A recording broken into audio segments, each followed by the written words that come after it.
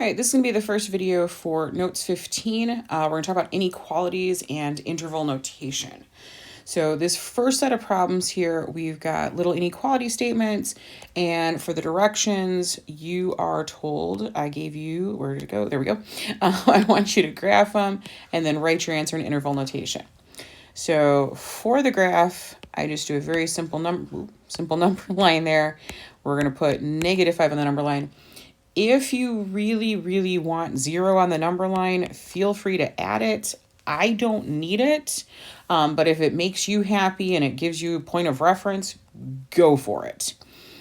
Now the question is, this little inequality right here, what does this say? Well, what it says, if I wanted to write this out, this would be x is greater than -5. So when I go to graph this on my number line, I want to make sure that I am graphing numbers that are greater than -5. So numbers that are greater than -5 are going to be the numbers that are to the right of -5. Now, what about -5 itself? Well, -5 is not included, right? There's no equal to part here. So you can do one of two things. You can either put an open circle here at -5. I'm going to be honest, I don't do that. Or, and this is the or part, you can put a parenthesis here. And mathematically what this says is that we can get super close to -5, right? -4.999, all the nines, 2, and then not actually use -5 itself. And the other reason I use the parentheses is because this is for the interval notation part. Our interval starts at -5. And because I use parentheses here, my interval starts with parentheses. And well, when does this interval end? And the answer is it doesn't end. It goes to infinity. All right. Now, infinity is not a number. Infinity is an idea that numbers keep going on forever, in this case, in the positive direction. So to end the interval, infinities, and by the way, whether they start or end the interval, either negative or positive infinity will take a parenthesis set. Now, I'm not going to highlight or, box everything up, but you would basically box up both parts of this. This is just there so you know why I did what I did. You don't have to write that part out. All right, let's move on over to part B here. And this one is, let's see what the symbol is. This is less than. All right, so interval, I'll graph it first. All right, so there's 7. Again, if you want to put the 0, awesome, right? 0 is to the left of 7. And then for this, we want to pick values. Y is less than 7. So I want numbers that are less than 7. So from 7, I'm going to shade to the left. And this, again, strictly less than. So no equal to part. I'm going to pick the parentheses here.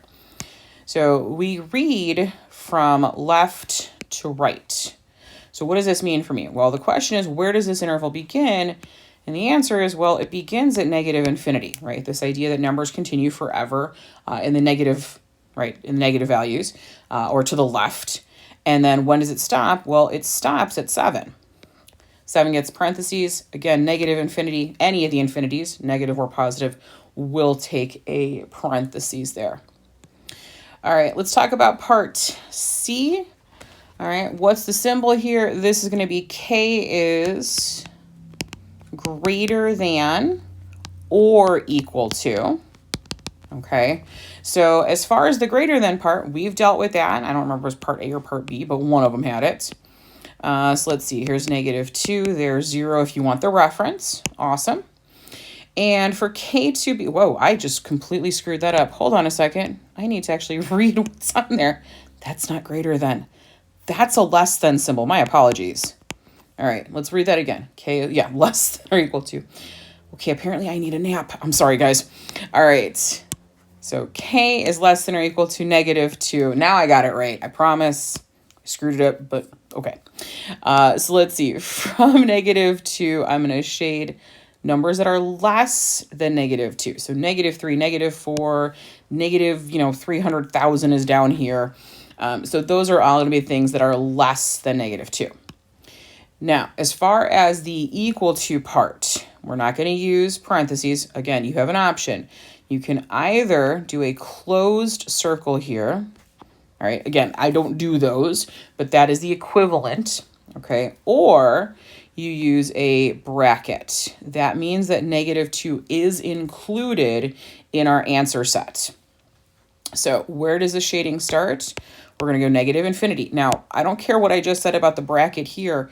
Infinities, negative or positive, take those parentheses. And then we're going to do to -2 with a bracket. Okay, so this is the interval notation that goes along with this even once I fixed it, and it is less than. All right, so k is less than or equal to -2. So that's going to be all these values that are, well, less than -2. All right, last one here is going to be part D, which is the variable z. Let's get this one right. This is the greater than or equal to. All right, greater than or equal to. All right, so on the number line, we've got -4 here. I'm going to throw a 0 here. And I want to pick the values that are greater than -4. So that's going to be things like, well, 0 is a great example. 0 is greater than -4. And then as far as -4 itself, that is going to be a bracket. All right, so your shading starts at -4. That's got a bracket attached to it.